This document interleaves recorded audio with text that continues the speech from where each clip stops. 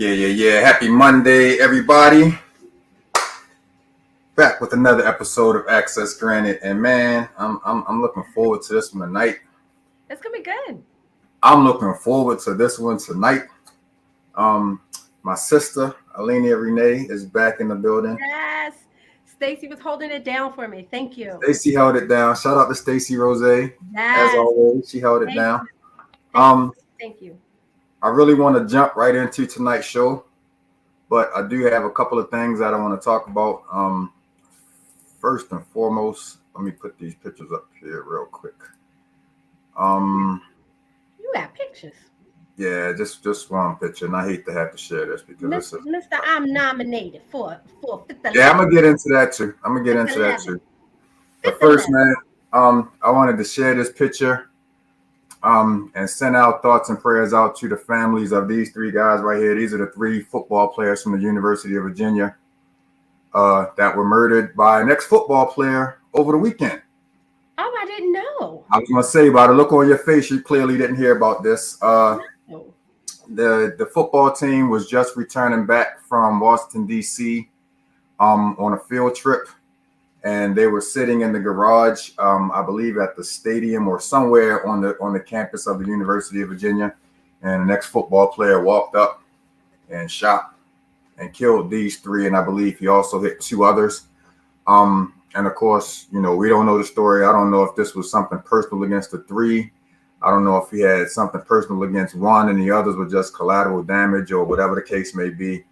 And I always say the why doesn't matter. I just look at the fact that, we've lost. It happened. Yeah, we lost, three young men that were, in college, and probably trying to live out their dream of making it to, the NFL or whatever it is, professional football, to, have an opportunity to take care of their families. And, unfortunately, their lives tragically ended over the weekend. So it was crazy because one of these dudes, and I can't remember which one it was, I want to say the one on the left, Ricky Smiley had actually met him a couple of years ago.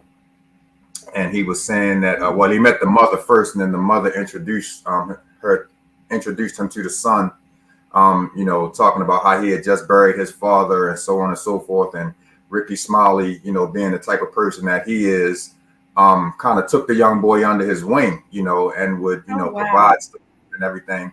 And he said that he got the text while he was actually on air this morning, I believe, while he was on air this morning. Saying that the young man had been, murdered. Oh my goodness. So many losses. This isn't just the families. It's right. It's the young man that did it. It's his family. It's extended family. I mean, that's sad, friend. There's a lot of people on that bus that may survive physically, but the emotional. Yeah. The emotional, just everything on them, is going to be with them for the rest of their lives, man. So just, I said it last week when I talked about two young brothers that we lost here in Baltimore. And again, continue rest in peace to Tyree Corleone, who was had his life taken by Baltimore City police last week. And my brother, Lucci Major, who lost his life last week as well. I hate starting off the show like this.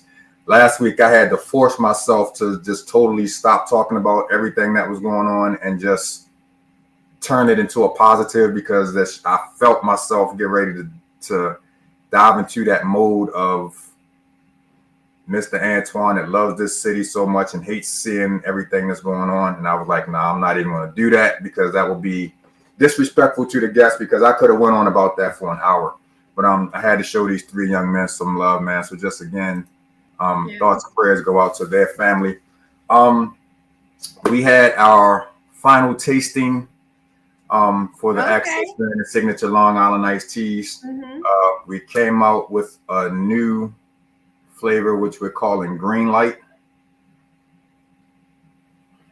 That's all I'm saying. So what do you have in that? It's Long Island Iced Tea. That's all. Okay, so we move it away from the, what was it? It wasn't we're still doing the Baltimore half and half. We're not doing the black cherry. Black cherry. That's what it Okay. We moved away from that for technical reasons because of acidity levels and all of this stuff that I have no idea about. But okay. Yeah. So So the final first rounds will be the Baltimore half and half and green light, and that green light. That green light might make you run a red light if you ain't you have a little too much of it. So that means you need to do the green light special at home. Yeah, but drink responsibly. And as you mentioned, the Baltimore Crown Awards are this Saturday. I'm looking forward to it. We have been nominated for Podcast of the Year. I saw. I did my thing. Yeah, we've been nominated. I was nominated for Supporter of the Year, which would be great if I got it. We were nominated for Radio Show of the Year. I told people I haven't had a radio show in 3 years, so I'm not sure where that's coming from. And I was nominated for Host of the Year. And at first I said, don't vote for me because I thought that was host. I looked at that as being the host of events around the city. And I've only done 2 the entire year. So I felt like there were people that deserved it more. But then somebody told me maybe they meant the host of your podcast. Mm-hmm. And I was like, oh. So if that's the way you feel, and if that's the way you're looking at it, then go ahead and vote for that as well. But I was talking to shout out to Sister Shireen Johnson. I was talking to her a little bit earlier. I love her. And she told me good luck and I hope you win them all. And I told her that because of the fact that all of these nominations came from other people, I didn't nominate myself for anybody because I hate doing it. I think it's corny. But the fact that these nominations come from other people, I feel like I've already won. So if I go there on Saturday, and I walk away with 4 trophies, 3 trophies, 2 trophies, 1 trophy, or no trophies, I'm good. Because you were nominated. Because I was nominated. That's all I need. That means that somebody's watching the work that you're doing and thought enough of you to go and nominate you. So I'm good with that. Well, I will tell you this. Voting for whomever was a task. Somebody said, yo, this gonna make you laugh. Somebody said that it was harder to vote for the Crown Awards than it was for the general election. It was, because when I was doing it, I was gonna send you a message and say, Antoine, some people gonna be like, oh no, I'm not doing all this. And that's totally understandable.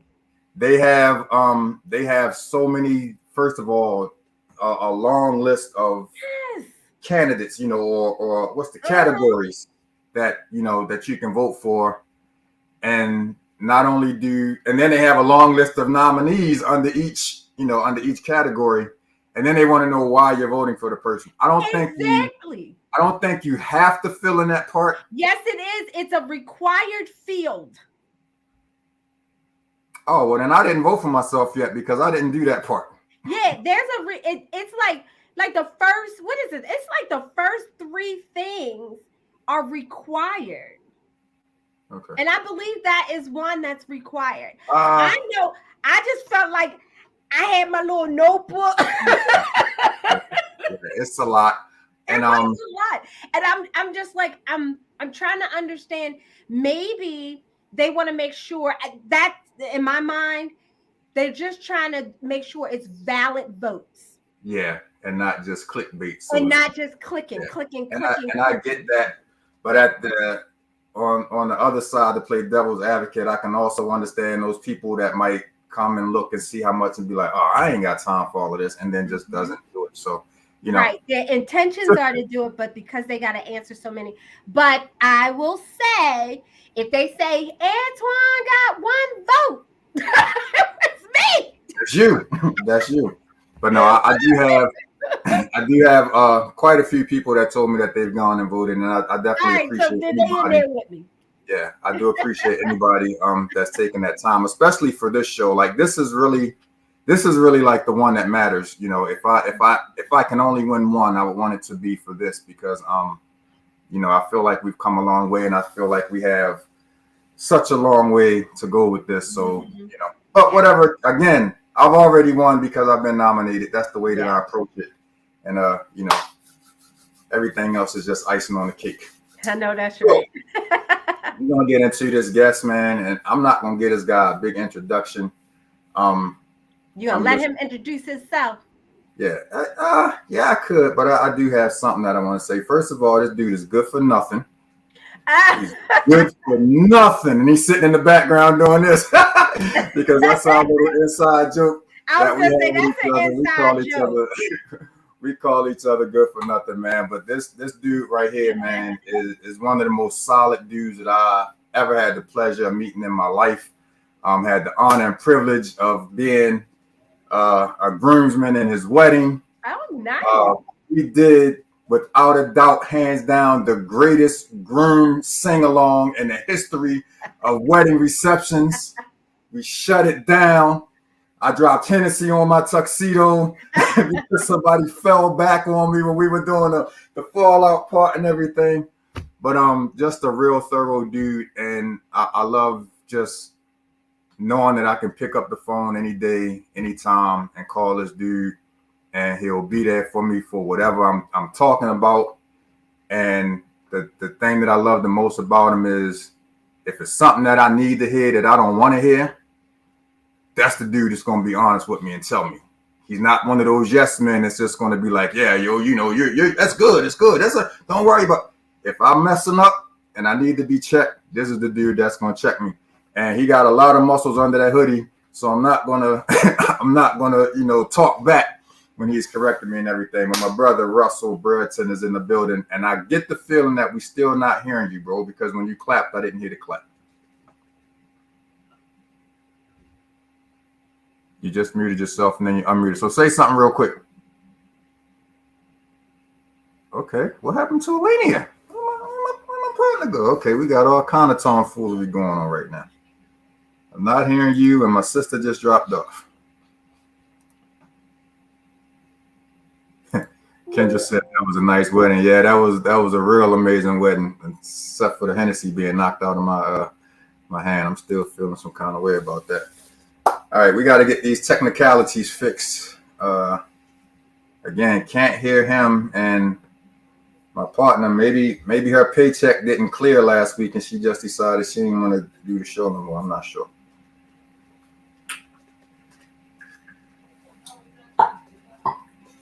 But while we're waiting to get those fixed, the signature Long Islands will be available very soon. We have to make some changes on the label because we changed the name. Hey, Russell, go out and come back in again. Go out and come back in again. There you go. Get off my screen, man. This is my show. Nah, but hey, shout out to Kiara Noble. Kiara, we had a blast yesterday. We had a really good time.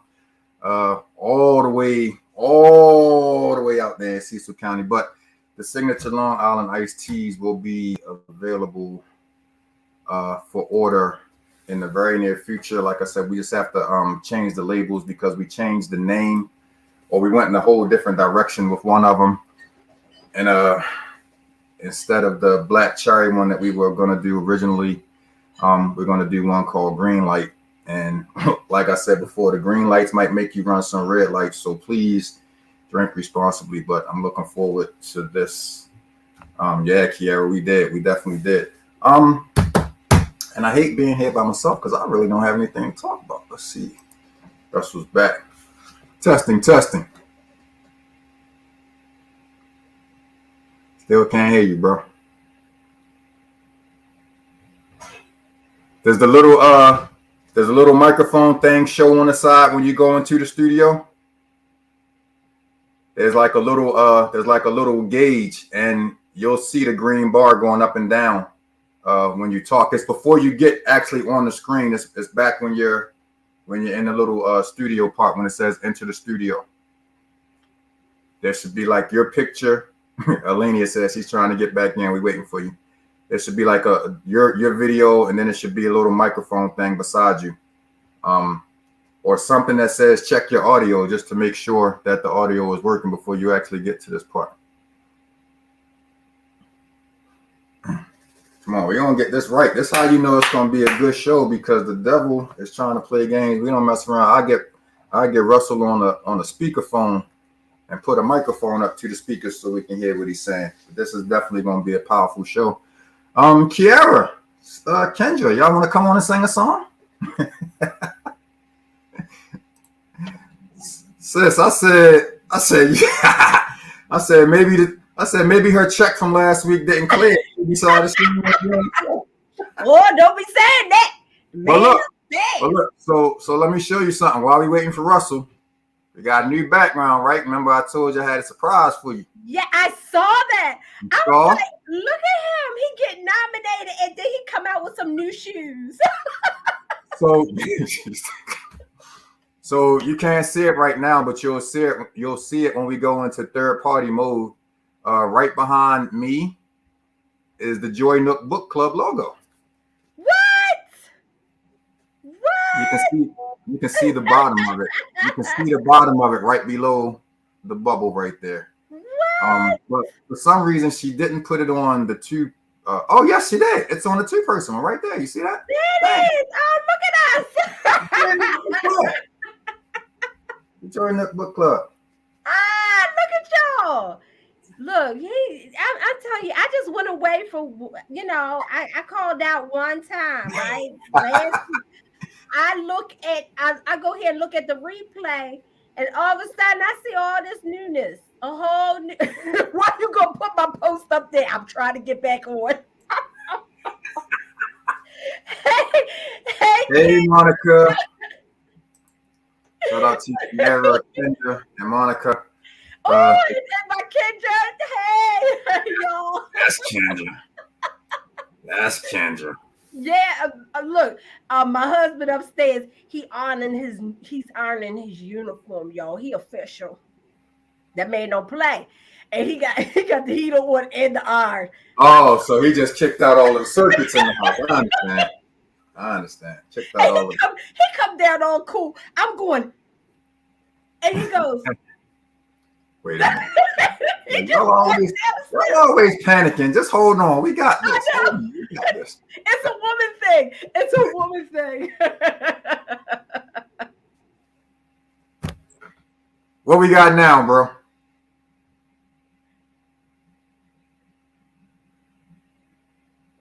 See, he doing what I was doing. I was doing all that. Funny thing is, I guarantee you, everything was working until it was time for him to come on. Isn't that something? You know what? The devil is a liar. Yeah, that means this guy got some juice for us, some real. He's gonna tell us some good stuff because this is crazy. So we didn't get to talk about the wonderful world of the Joy Nook Book Club and all of that kind of stuff before we came on. So okay. Well, y'all, I am finally okay. I'm on Spotify. Yes. That's the only one that you did? Right now, yes. Okay, because you got to go and okay, gotcha. Yeah, you know how you had to submit your stuff, Right. So right now it's Spotify, Juicy Bits and Things. So I have not advertised yet, but y'all, I am so excited. I am so excited about this.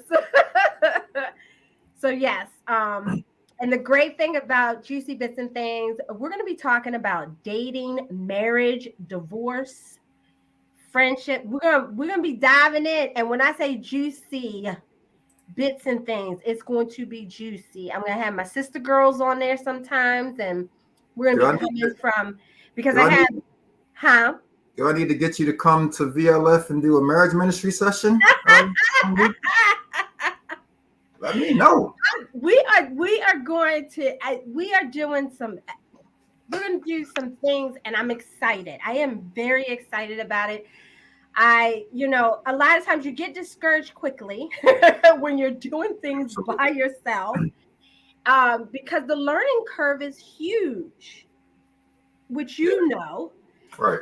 And when you want to make sure that your stuff is right, I'm just going to say it the way it is. You want to make sure your stuff is right. So I want to get I have my 5 episodes. I'm editing them now. They will be up there, and I will say this. we're going to have someone on there that's been married for about 22 years. We're gonna have, I mean, it's gonna be nice to have these conversations. Yeah, absolutely. And it is made for women, but as my husband always says, a lot of what we say, men can also glean from it as well. But it's going to be a safe place for women, for us to, they'll probably a lot of times say, yes, yes. So I'm excited about that, and have some new content on my YouTube channel, Alenia Renee. So please make sure you head on over there. Doing some shorts now, trying to get those subscribers. Exactly. I understand. I need. Trust me. The struggle is real. Yeah, it's a lot, and I have decided that, you know what, I'm focusing on my podcast, and I'm focusing on the content that I'm posting for YouTube. Instagram is just gonna have to wait. It just, because you can't do everything. You really can't. So I want to use wisdom. I already spent enough time kind of spreading myself thin, and I don't want to do that anymore. So, so those are my key areas that you'll find Alenia. You'll find me on a podcast, or you'll find me on YouTube. Yeah, I do have some content stuff that I want to do, and with a little bit of time and patience and effort and stop being laziness, I get some of that stuff done. But I'm like you, I'm just like, this is literally just my focus right now. Yeah. And you have to hone your craft. You can't be good at everything. You just can't. If you go on our YouTube channel, the Access Granted YouTube channel, you will find a few different videos other than the podcast and the acapellas and the acoustic segment, but for the most part, this is all I do. And Russell, if I can't hear you now, boy. Yeah, I think I'm good now. My man! Because we was about to take you out by the shins. Yo, you gotta do what you gotta do. Hey, I can appreciate that. Listen. Yeah, I guess they don't want to hear. I guess people, the devil don't want to hear what I have to say, but we're gonna eliminate that though. I already told you. First of all, let me congratulate you, bro, on the nominees. It's well deserved, man. You be putting that work in. You know what I mean? You've been doing ever since I known you. So, man, congratulations, bro. Appreciate you, man. Appreciate you. Just doing what I like to do from the comforts of home. Right. Now, I am getting a little echo from you, so I don't know if you might need to turn down just a little bit. No, got you. Better now? I don't know. You hear me? Nope. I hear you, but I still hear the echo. Yeah, there you go. No, I like still the echo. I like that hoodie. Man, you still getting an echo? Yeah, just a little bit. It's definitely going away. But I like that hoodie nonetheless. I got you. I need that. I got you. While you getting that straight, salute to you, bro, for everything that you're doing with this Bridgin Da Gaps, man. We're gonna get into that a little bit, man. But thank you for allowing us, even though you didn't know we were coming, the opportunity to come down to Charlotte for the kickoff over the summer. Had a really amazing time. And it's an analogy that somebody gave us while we were there that has stuck with me ever since then, because remember, we were mad because it started raining and we couldn't finish the tournament. And I forgot what the brother's name was, but he said, think about the seeds that we planted that day and how that rain is not going to do anything but make those seeds grow. And we see the seeds growing with the work that you're doing. So I just want to, salute to you and congratulate you on everything as well. But what's going on, man? Hold up. What's going on? Good for nothing? Man, yo, it's the grind is going on. Do I still got the? You're good. You're good now. It's the grind, man. It's a lot of work. You know, I tell you this, man. If God would have told me what I had to go to do it, I probably wouldn't have done it.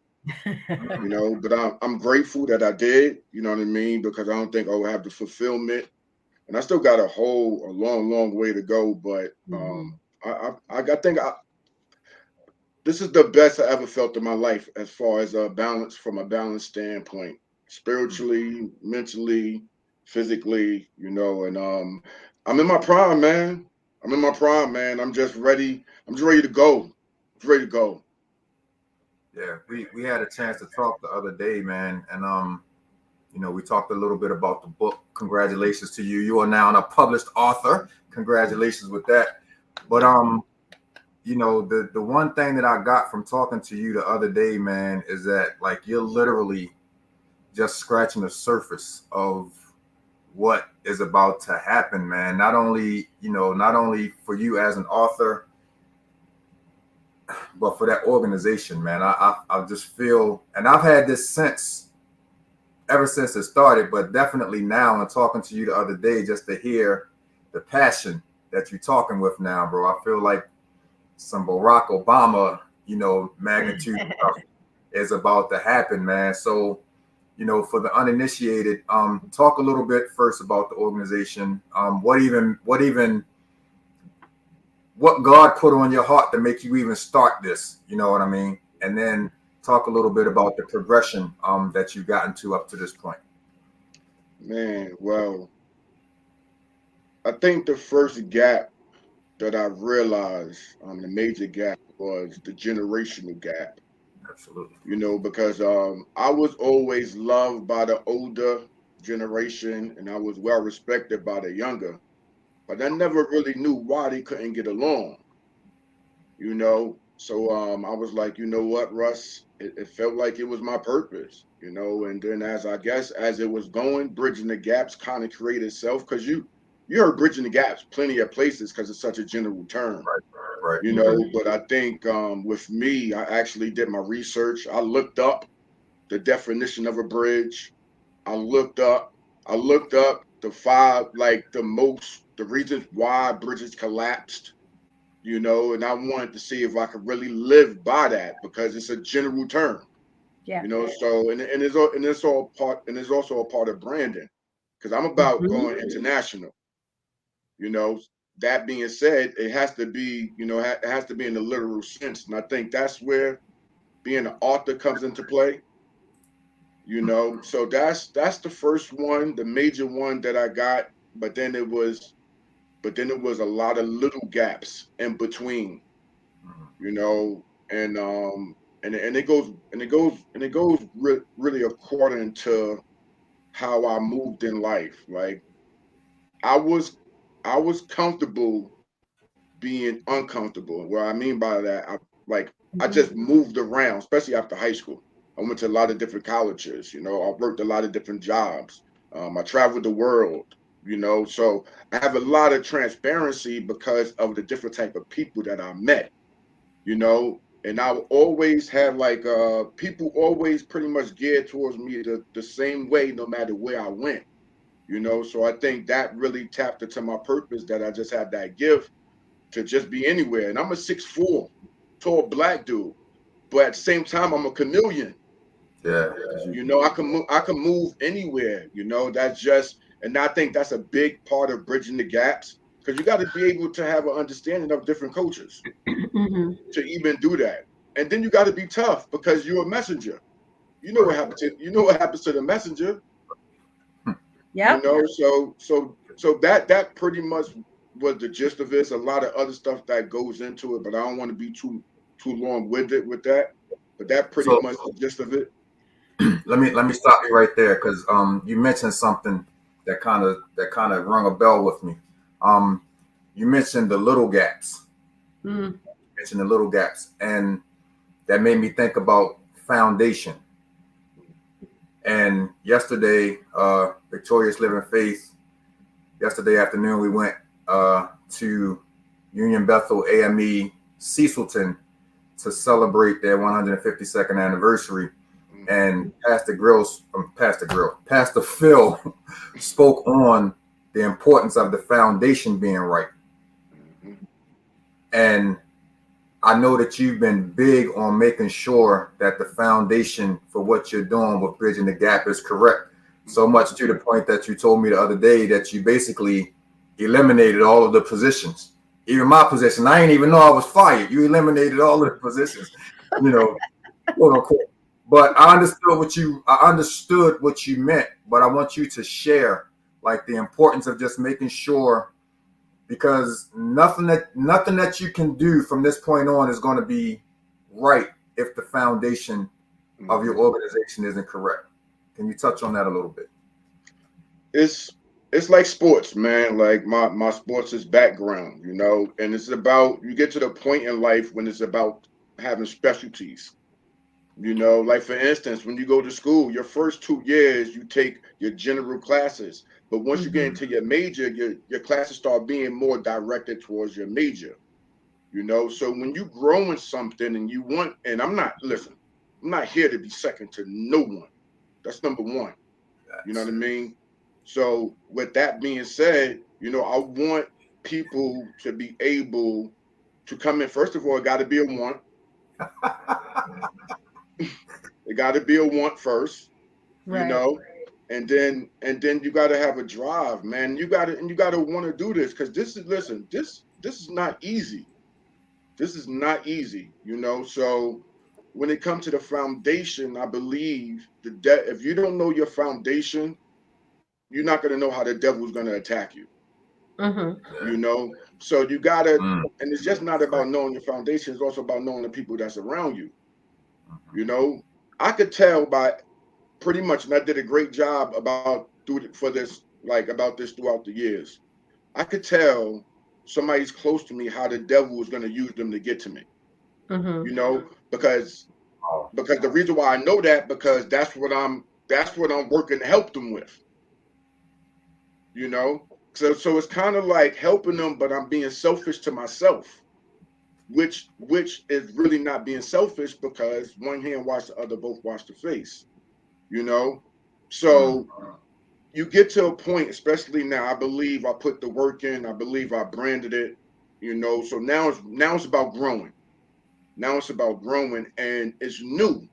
It's still new. Like you said, I'm just now breaking the surface. That's my book about Chinese bamboo tree. You know what I mean? Look up the Chinese bamboo tree, but I'm just now breaking the surface, because my foundation had to be strong, because you could grow as high as you want to, but if your foundation not strong, it's coming down. So I'm like that, especially now I'm with these kids. You know what I mean? They innocent, they don't know what's going on, and I protect my energy because of them. So between them and just wanting more for myself and my family, the foundation got to be strong, and I need specialists. Man. Like, I don't care if you can shoot threes, just shoot threes.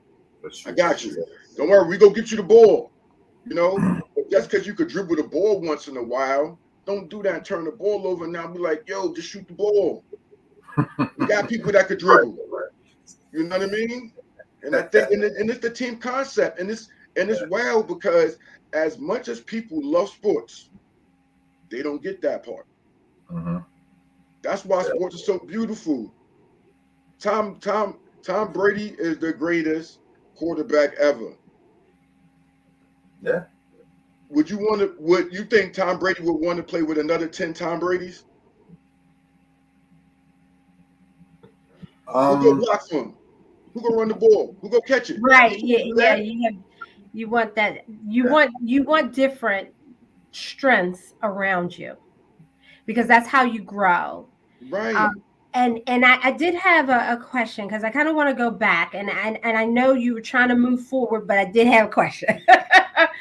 So I just want to make sure that I'm fully understanding the purpose of Bridging the Gap.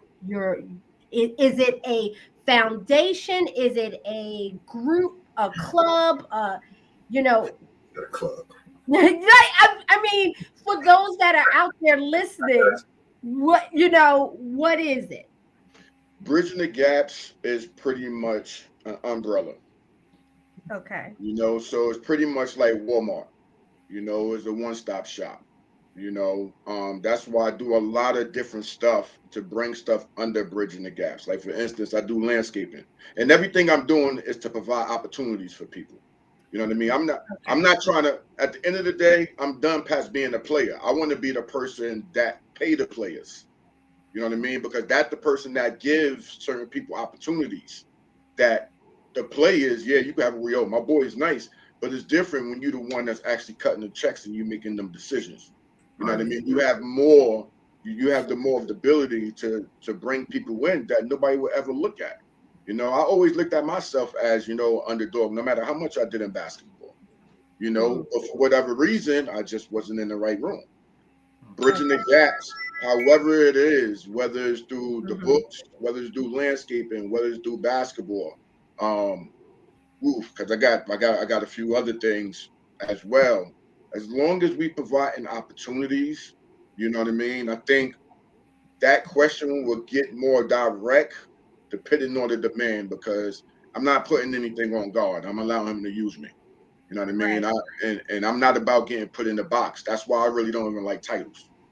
Right. You know, So basically, it's an umbrella group for resources to help give people opportunities for jobs, for skills, for knowledge, for assistance. So so are you working with other businesses, or are these businesses you know, and then people work for you? She sound like she sat in on some of our meetings, bro. I'm just trying but you know, for the audience that's out there that's just really truly trying to understand, you know, that's why I'm asking these questions. No, because that's the number one. My bad. I'm glad you said that because that's the number one thing about Bridging the Gaps is collaborations. Okay. You know what I mean? Because this goes back to when we talk about things that's different. I want to get with an organization that's different that we can't do what they do. Okay. And then we come together. You know, and I believe that's the problem within our community. And this goes back to slavery days. You know, who they fought, the biggest, blackest, you know what I mean, dudes. That mentality still holds today, you know. So my thing is, you know what, I know I'm gonna have to take a couple of blows. I'm gonna have to, you know what I mean, reach out to the couple of people to go give me their butt to kiss or whatever the case is, but I can't stop until I meet people like me who's not afraid to build, who don't care who get the attention, and just about getting it done.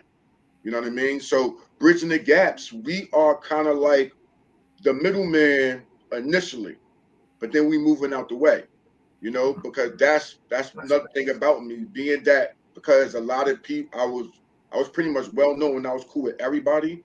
A lot of people was introduced through me, and that's been a constant theme, and that's what I want to do more of because we more like a mediator. You know what I mean? We're a translator. You know, for the people that just don't understand, and I think that comes from my transparency.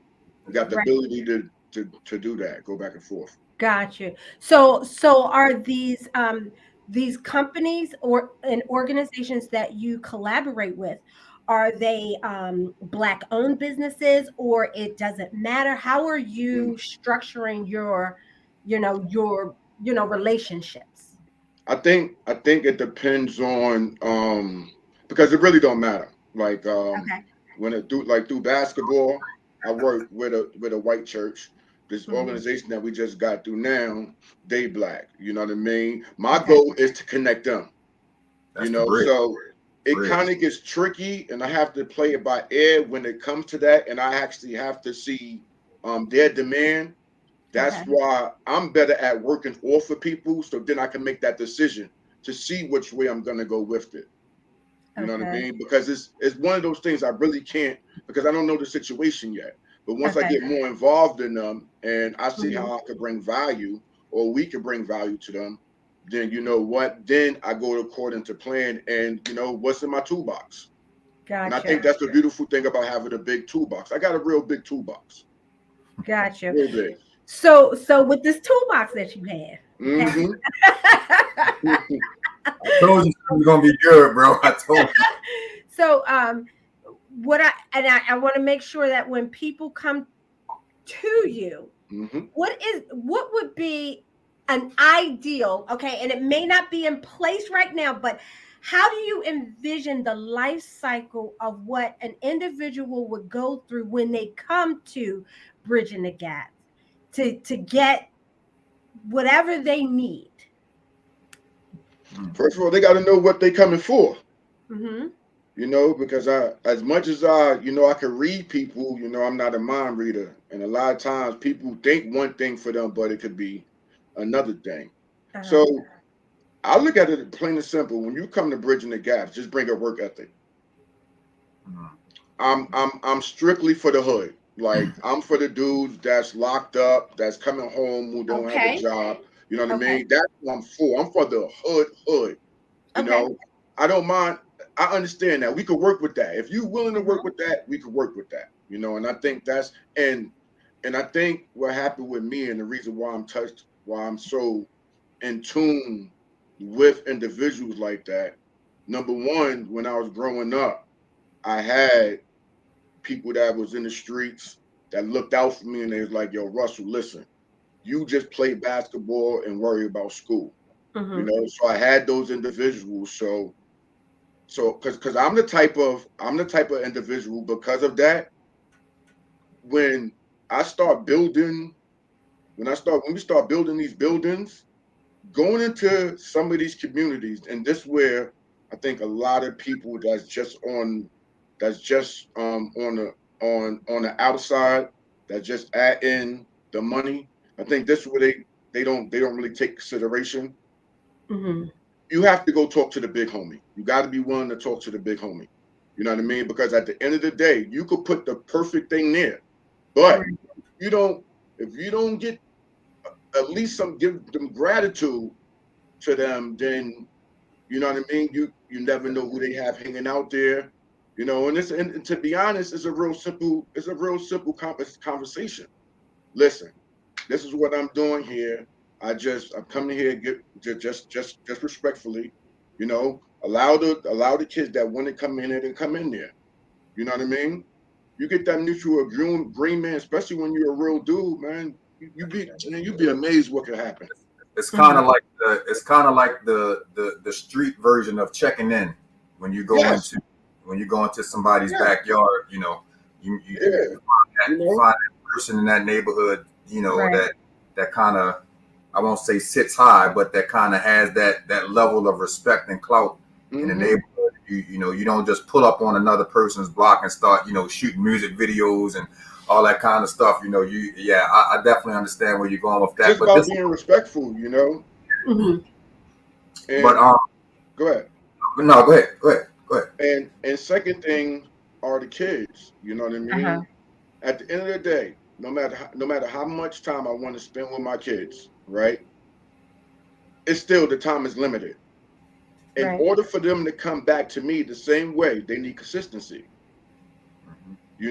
So it's big that we get the parents involved. Now, most of these kids most of the kids that I'm geared to at risk, they don't have a father figure there, or their mothers are over the place, So even through our organization, some of my kids, some kids could come free, but their parents have to fit a criteria, so they got to do some community service, some volunteers, So it's about getting everybody involved, and then the opportunities come for the kids, for the boys who father been locked up. People don't know, when you go away from your kid that long, to come back, he was one age, now he a whole different size. You know what I mean? That kind of mess you up a little bit, and now you feel like you got to make up time. But our organization, what we could do is we bring these men in, come in, set them up with a job. At that point, we can only help them if they help themselves. So what they decide to do with that is on them. But as long as we provide them the opportunity. Now, we ain't gonna just keep on providing people the opportunity, because we don't want to take opportunities for the other people who really deserve it. And I'm sorry, were you going to say something, Alina? No, go ahead. I'm sure I'll have another. I was just gonna tail on the point that he made of how, when he was coming up in New York, he had some older homies that, you know, took care of him. Bro, just go play basketball, go to school, whatever.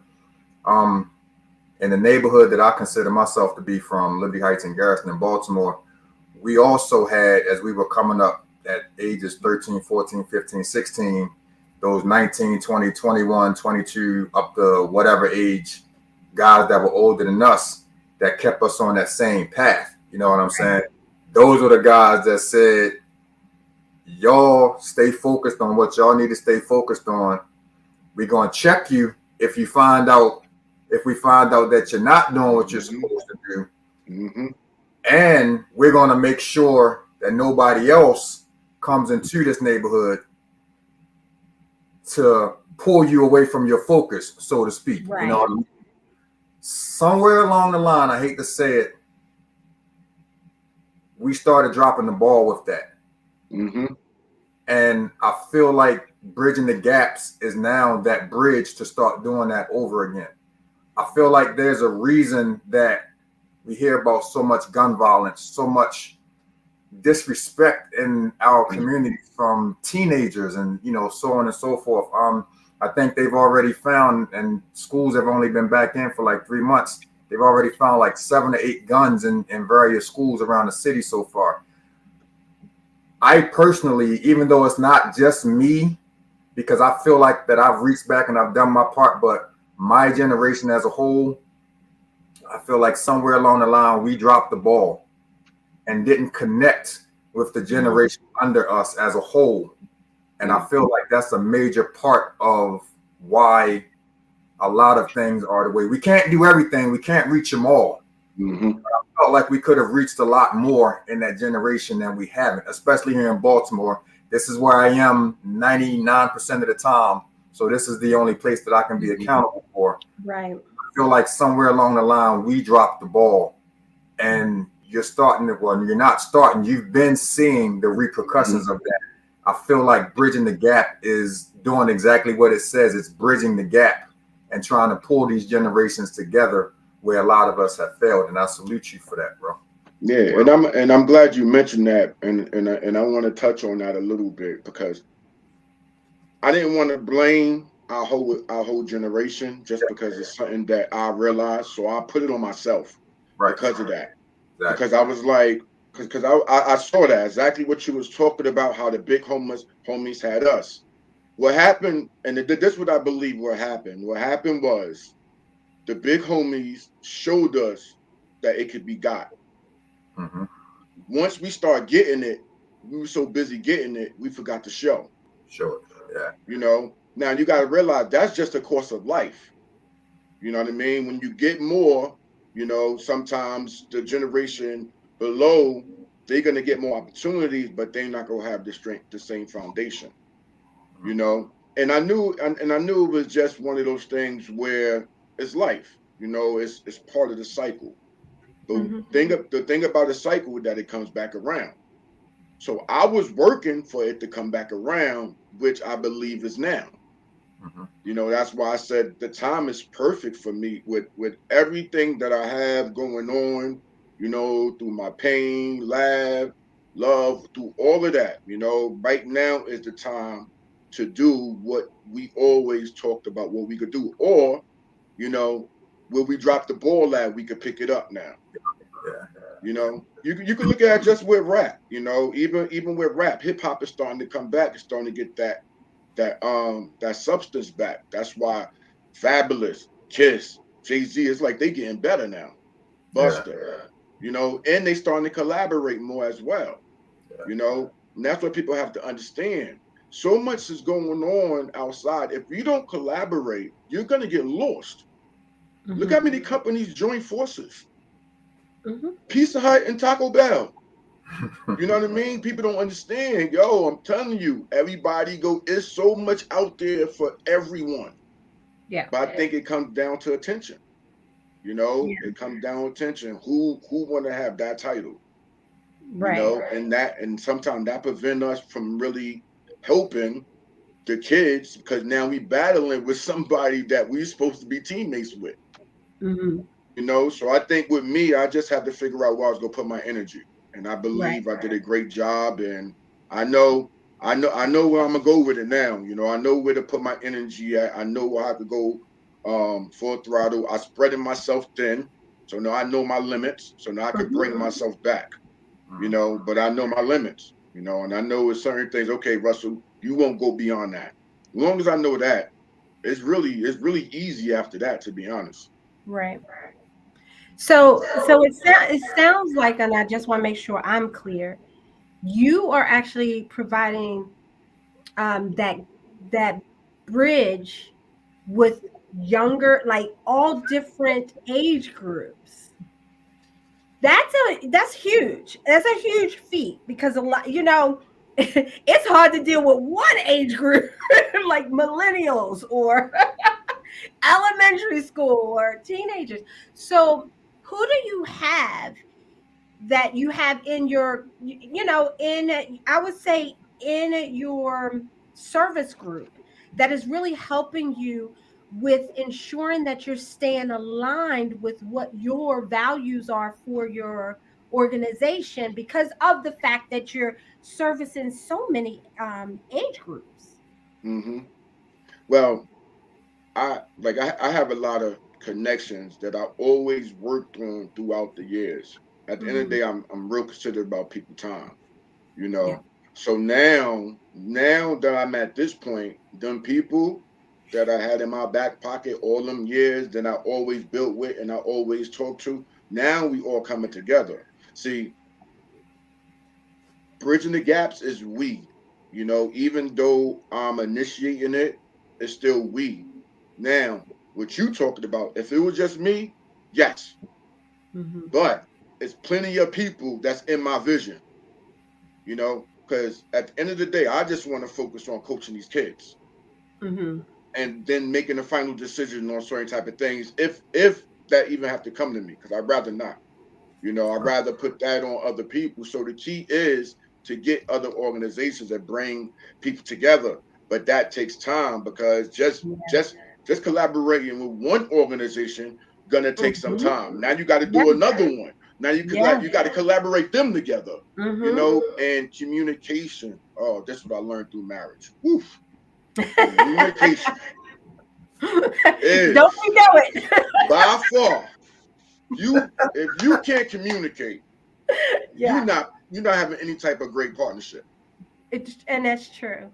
So it's like the little details, that goes into that. That's why I had to make certain type of decisions as Mm-hmm. far as like Antoine was talking about.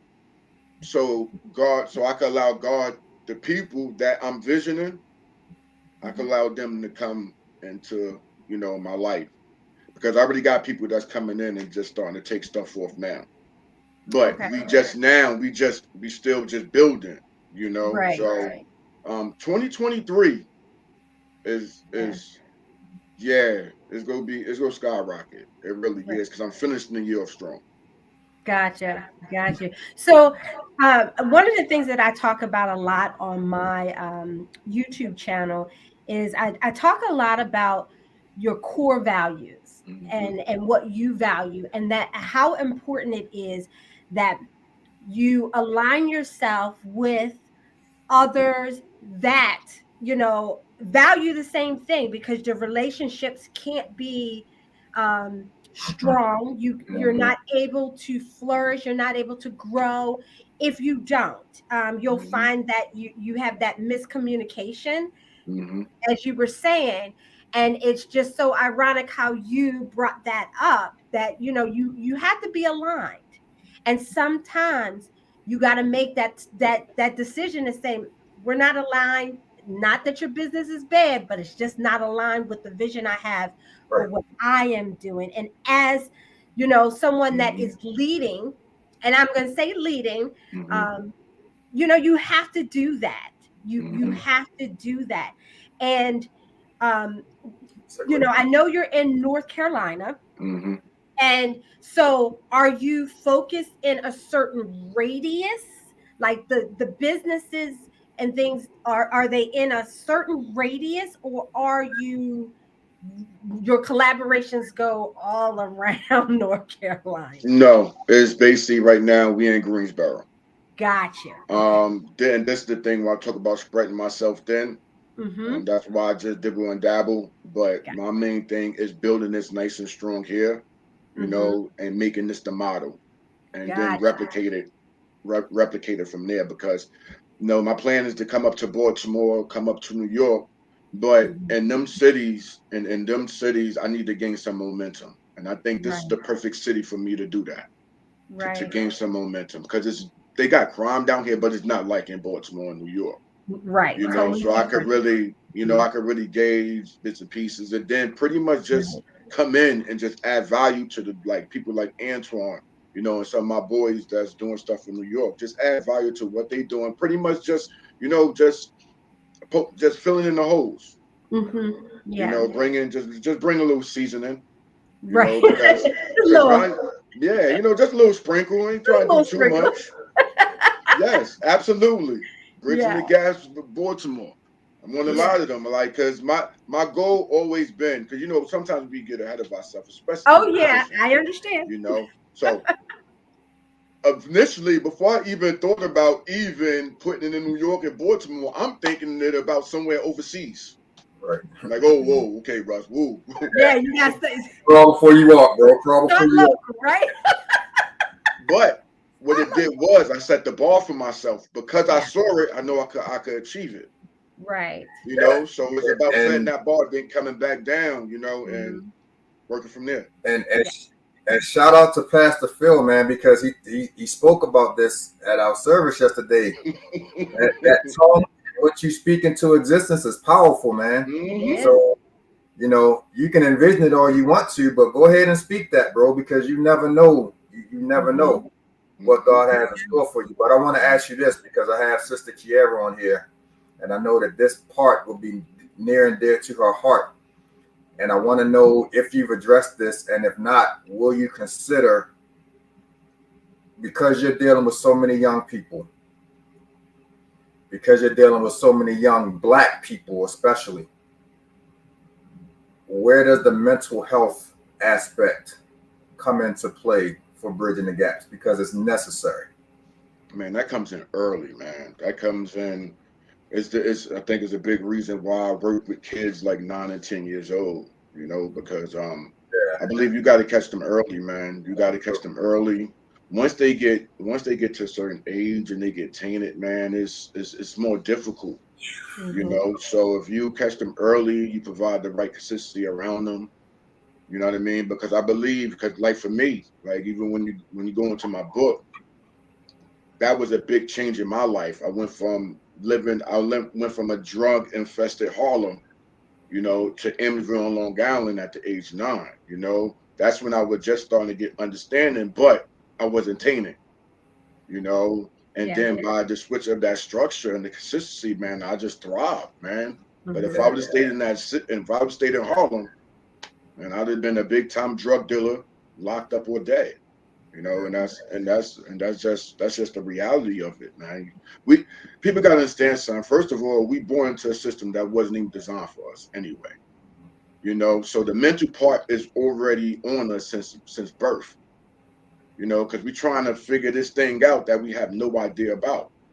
You know what I mean? And the rules and everything was actually written to be against us. You know what I mean? So it's so many little variables and stuff that goes into it, you know? So it takes a lot of consistency. You know what I mean? And I learned this about magic. The way you make magic is misdirection. You know, you can't, a lot of people, this is what people do. They want to face the problem right on. You can't do it that way. If a problem know you problem, they're gonna be defensive. You know what I mean? So it's about finding indirect ways, but this is where the real work come in at. You know what I mean? Because it's a lot of observation.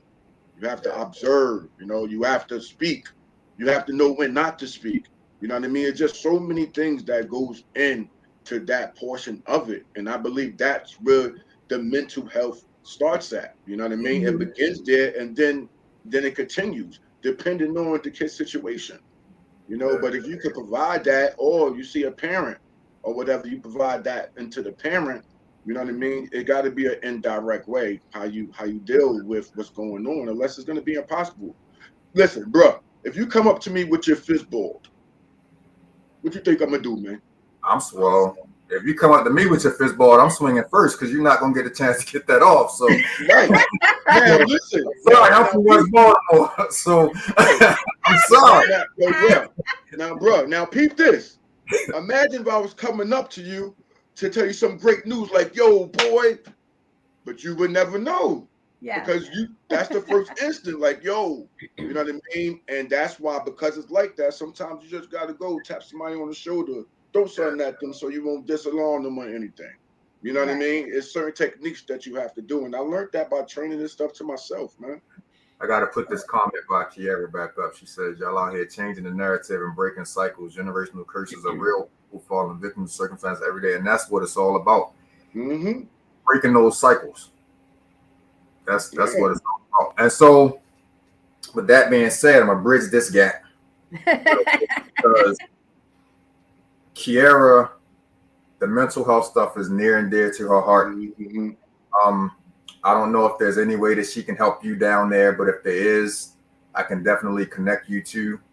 First of all, Kiara could have been reached out to me or whatever the case is, because when we was doing the ministry, she was my assistant, and we had great chemistry. So it won't be the first time that we be working together. So whenever she's ready, we could come up with a plan. It don't matter where she's at. It don't matter where I'm at. We in the world of the internet. We'll make it happen. Yes, I was going to say that Zoom, you can have 100 people or so on Zoom and have sessions on Zoom, private, group, individual. Yes. Mm-hmm. Because that's what I want. I want people to reach out to me, because if a person reach out to me, they reaching out to me because they really, you know what I mean? They want it. And that's your way of knowing that they're real. Yes. Yes, because time is everything to me. Like, the way I be bouncing around, man, so time is everything, you know? I just want to make sure a person real about it. Like, I'm the type of person, listen, don't come to me and tell me what you want to do if you're not ready to get started right there. Yo, bro, you know what? Boom. Somebody tell me something. Yo, you could do some research. Go look up that. You could do that now. You don't have to have no money or bread or stuff, anything like that. Nah, listen, boom, you take care of that. Boom, boom, boom. Let's get the back end stuff. This is what we could do now. But people be like, yo, I want to do this. No, you don't. No, you don't. So let me ask you a question. If someone is interested in doing that, okay, what do you get? Do you have any information, or, you know, how would they find out more? Like you said, time is money. So if they wanted to do their research about the organization, how would they do that? You know what? That's a good question. But this is the beautiful thing about collaboration, because what I'm gonna do, I'm gonna wind up getting with you, because I love your questions and you could give me some insight. So gotcha. we go leave that there. Look, I'm bridging gaps, baby. This is bridging the gaps. Because I like your questions, because you asked me questions that I never really thought of. That's making them think. Yeah. You know what I mean? But you asking them for a reason. Yes. There's still the website still up? Well, that's the We Got You website. Okay, We Got You, know right? What I mean? But Bridgin Da Gaps is under. You supposed to whatever, man. Look, he's supposed to be my IT guy. See that gap wasn't bridged yet. Yeah. Hey, I'm gonna throw your wife under the bus. She never gave me the password. But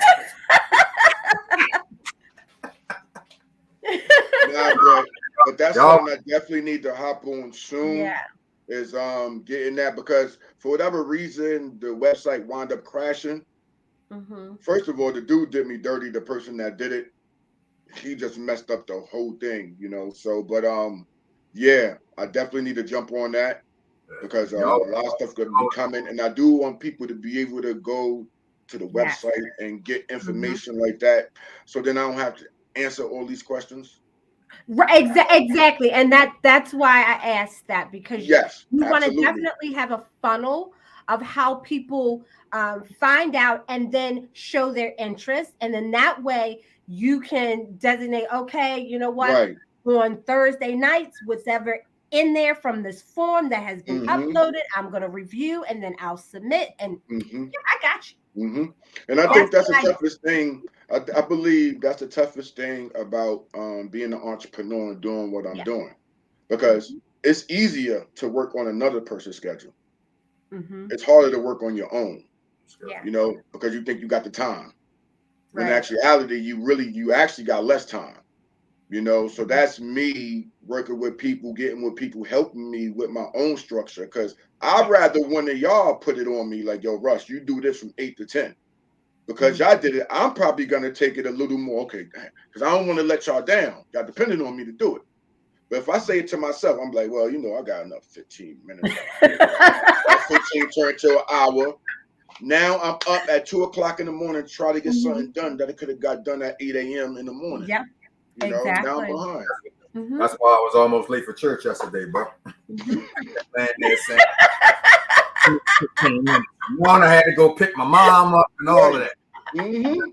And I'm definitely still down for doing the website, but y'all were using WordPress, and that was like speaking German for me. So if y'all come back, we could just use one that's compatible to you, like she was talking about. It's about being compatible. I was gonna say, if y'all come back with a platform, I'm definitely down. So do we want to get into a little bit of We Got This, since you just mentioned it a few minutes ago? What? Well, we got you. Yeah, we got you. I'm sorry, I said we got this. Yeah, we got you. I know. Well, you know, we got you. We got you is something dear to my heart. That's something that's more of like a family value.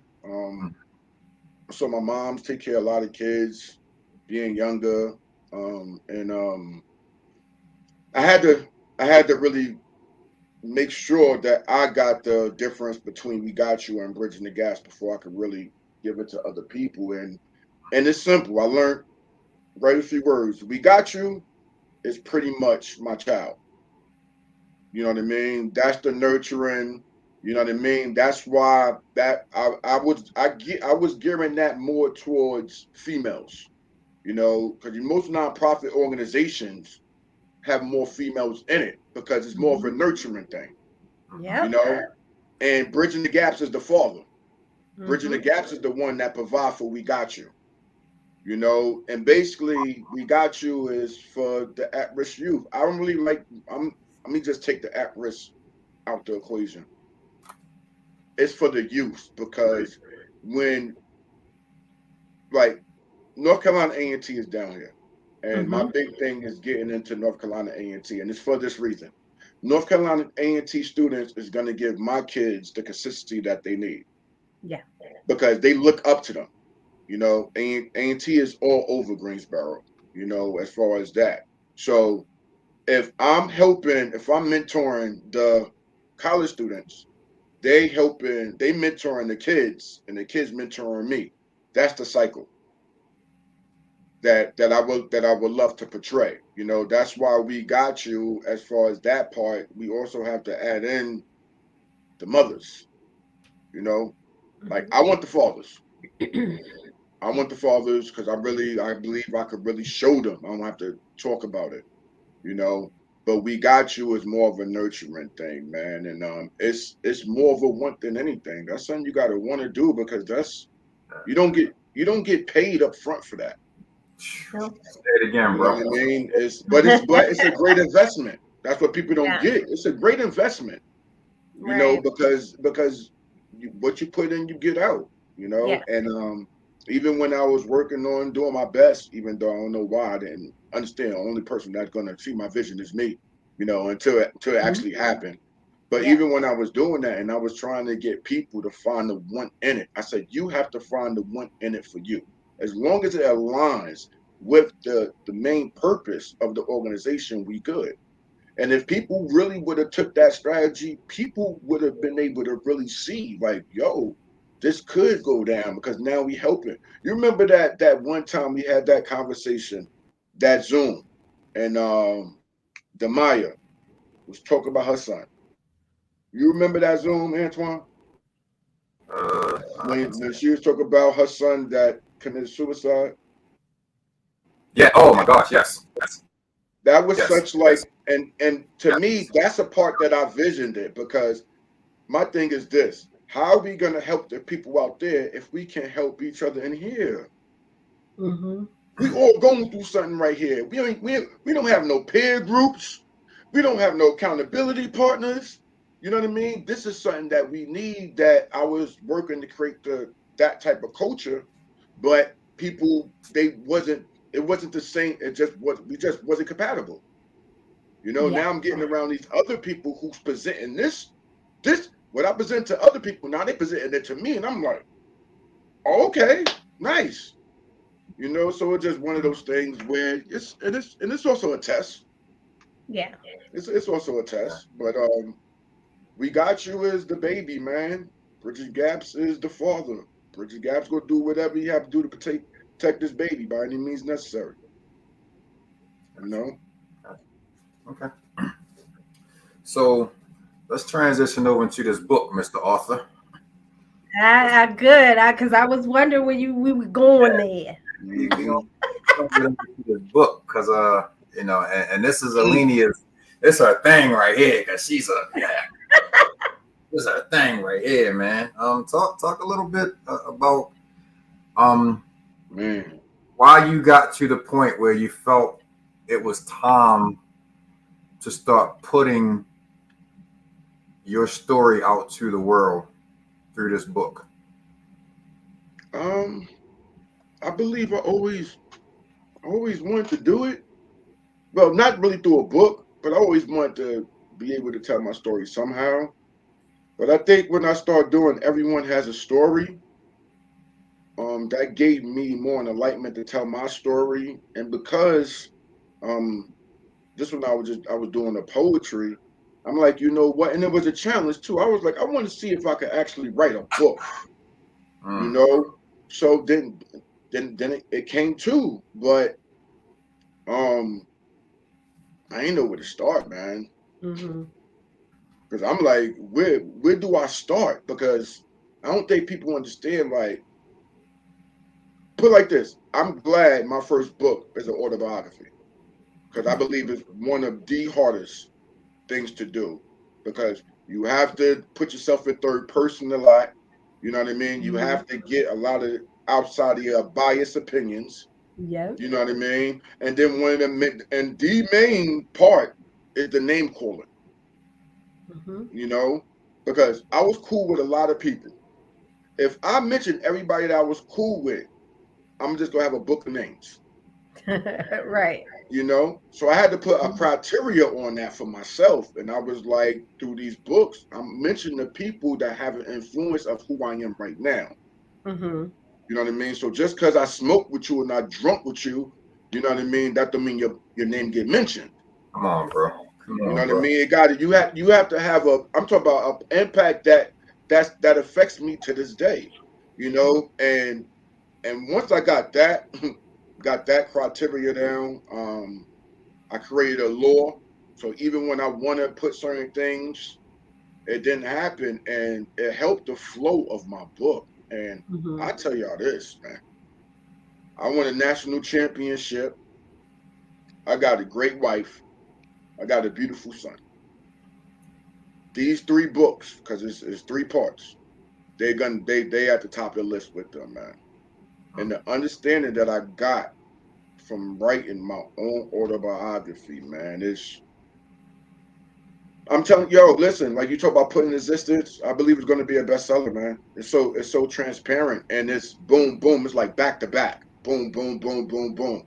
You go see the type of dude I was in high school with the ball. I was that dude. You know what I mean? Growing up in Harlem, you know, losing my little brother, you know, my pops being on AIDS, contacting my mother with HIV. You know what I mean? I even bring Slick Rick up in there because that was Slick Rick he was one of them ones that helped me, like in an indirect way, helped me to tell my story, because he was the artist storyteller. You know what I mean? So it's a lot of different components that's in it.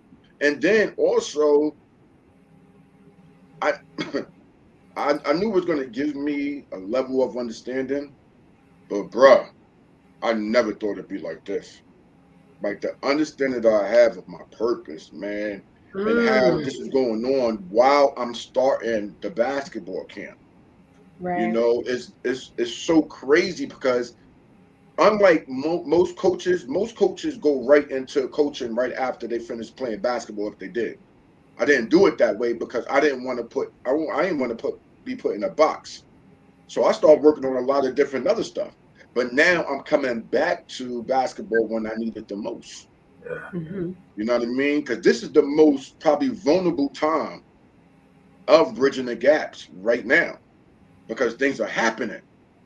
So I really got to lean on guard because I got to attack. I can't be worrying about playing defense if I'm going to get this. You know? So this is one of the most vulnerable times, you know, but that's where you know, y'all talk about having the right people that's around you. Mm-hmm. You know what I mean? Because they the ones that's gonna do it. So just having that, you know, I got a lot of that through understanding. Even just the structure, even just the structure of my writing now. Before I used to have these big old paragraphs. Now my editor taught me how to chop things up. So now for real, it taught me separation within other areas of my life. Yep. So now I know when I change a thought, boom. You know, but I do it now. When I'm changing something, paragraph. You know. So is the book finished?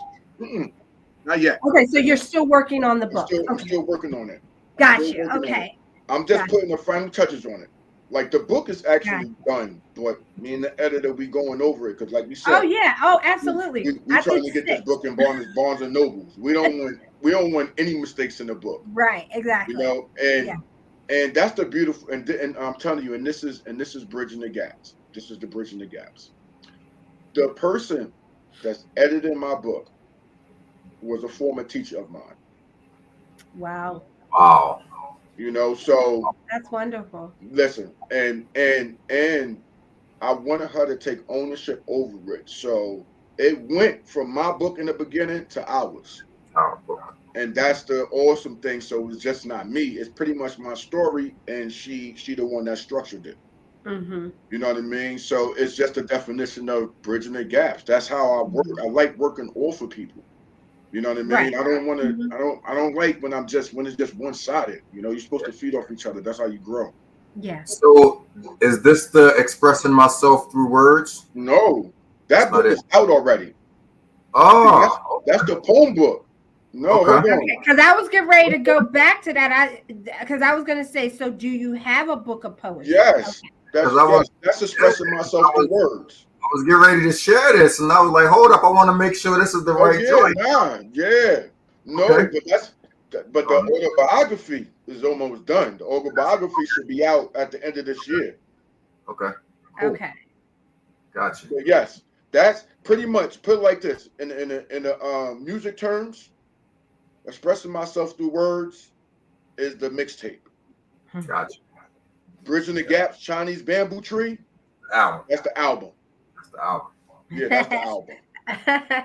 And I'm telling you, yo, that, and I'm gonna tell you, and I believe it's gonna be so powerful because it's different than your normal hood stories. Normally, people write a story about what they've been through, and now they teach from it. My book is more of a prevention book. This will happen to me before I actually went there. So a lot of stuff preventing me from going certain places where wasn't good for me. Mine is actually the blueprint. You know what I mean? I'm actually giving people the blueprint just through my life. Like I was literally raised by a village. Literally. Right. Literally, I was raised by a village, and that's what people are going to see through the book. So what are you hoping that people, even they're going to see that, hey, you were raised by a village, but when it's all said and done, what do you want the reader to get from this book? Hey Russ, before you answer that, I have to make Alenia aware of the fact that this is just the New York up to, you said high school part? Yeah. So that like this is literally the first of a trilogy. Yeah. So, right, because he said it's supposed to be his wife and his No. This is before wifey and this is before everything. This is right. I'm saying that there's other books, but from this book. Yeah. I think what I want to get the most, what I would like people, what I would love for people to get the most is you never know what a kid could do when you put him in the right environment. You know, because I blossomed, man. Like I blossomed, but at the same time, the city made me so rough and tough. You know, so when I bridged that gap between the city and Long Island gave me the love and the care, and it helped me structure my toughness. And I believe that's why I was able to thrive. You know what I mean? And then of course family, man. Like family, man. And I dealt with a lot of death. You know, I dealt with some death in them years, even more after. But just that, man. Just get an understanding. I want people to get an understanding of Bridging the Gaps. Bridging the Gaps is the brand. That's why the name of the book is Bridging the Gaps. You know, it's because it's a brand. You know, I want people to know the brand. Like this is the brand right here. This is what we believe in. This is not just what we talked about. This is what we lived. You know what I mean? I think it goes back to what Antoine was saying about foundation, because it's mine, but it's everybody's, because I learned from so many different people. It seemed like I was like always there. Like I was always there under my brother, under my sister. You know what I mean? I was there when my mom's kicked the drug addict and she got into the Lord. You know what I mean? So I was seeing this stuff, you know, and it was just so vivid. I didn't see the bad stuff in the city. So that was fun to me. I had the time of my life when I lived in the city. Same here. Same here. You know, so I can't say that I witnessed other people's pain. But as far as my own, I just had to endure theirs. But it was more, and that's what I knew I had to be an example, and I had to do something. A lot of people talking about, a lot of people don't read. But my thing is this: listen, the people that's gonna read it, them the people that need to read it. You know what I mean? It's more for me because I'm able to let out a lot as well too. You know, PTSD, man. People don't know that's real, man. And if you don't have an outlet or whatever the case is, man, you're gonna suffer inside. Right. So this is the reason that I'm looking forward to reading this part, the first part, because you've told me about the fact that it's Russell from pretty much birth to the end of New York. I know Russell from Baltimore, Essex. Shout out to St. Stephen's A&E, because that's where we are. St. Stephen's. Oh, they in part 3. I'm sure St. Stephen's will be in the book. They in part 3. Part 2. But I'm interested in learning that part of Russell that I didn't know, but that makes me love Russell so much, if that makes sense. Yes, absolutely. Because the part of what makes me love Russell so much didn't just start when he was in Baltimore. It started when he was in Harlem. And I want to get to know that part. You know what I mean? So that's why I'm particularly, I can't wait. I can't wait for this to come up. And you know the beautiful thing about, I'm glad you touched on that. And I believe this is the reason why I even decided to write the books. I needed some consistency in it. So once you get a part of that Russell, you go see that Russell never changed. That Russell is still the same since then. The situations, of course, just changed with the growth and everything, but that Russell was still the same, man. I always been silly. You know what I mean? Did crazy stuff. I always stood up for what I believed in. You know what I mean? Some of the principles that I still have to this day that I'm actually regaining, that I had to regain back.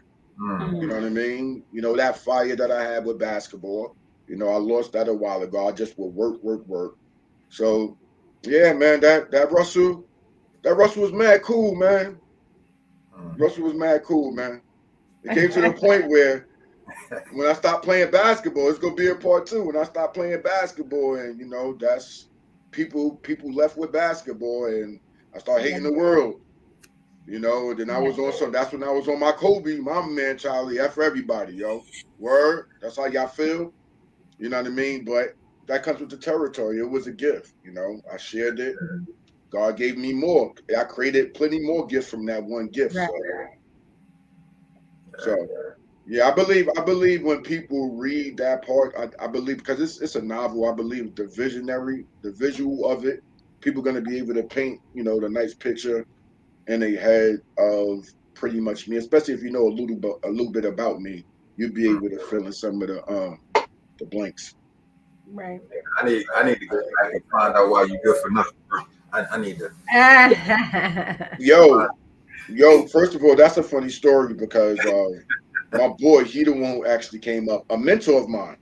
You know what I mean? Someone that I speak in the book about, but we wasn't saying good for nothing at that time. That came a little later. Okay. Whatever the story is, I need to find out about that. No, don't worry. When you meet him, I'm gonna allow you to meet him. Okay.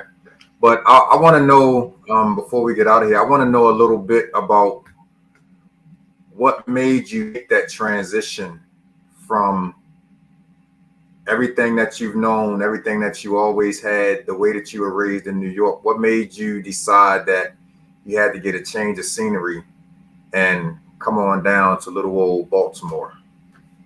Man, listen, I'm gonna tell you exactly what did it. Basketball did it. When I started playing basketball when I was younger, and I started traveling on AAU teams, and I saw the world was much bigger than New York.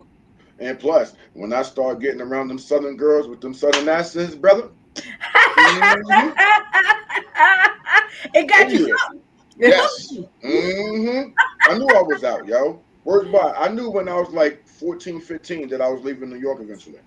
And the first time, and the first chance I got, I hotel. Because I moved to Pennsylvania first, and then I moved to Maryland, and now I'm in Greensboro. But I already knew just by playing, and that's why, and that's another thing that I'm training these kids up is to create an AAU team because I want to broaden their horizons. I want them to see what's out there, like what happened to me. You know what I mean? I knew I was out in New York. I promise you, bro. As soon as I graduated, I was gone. When I graduated college, I was out. Yeah, I left because I already went away. I went to school in Kansas for a year. You know what I mean? But then I wound up coming back. So I was already willing just to get on out, man. It's just something that I don't know. I just want to leave, man. I just saw what was out there. So when you left Kansas and you came back, were there any telltale signs that I needed to get out of here again?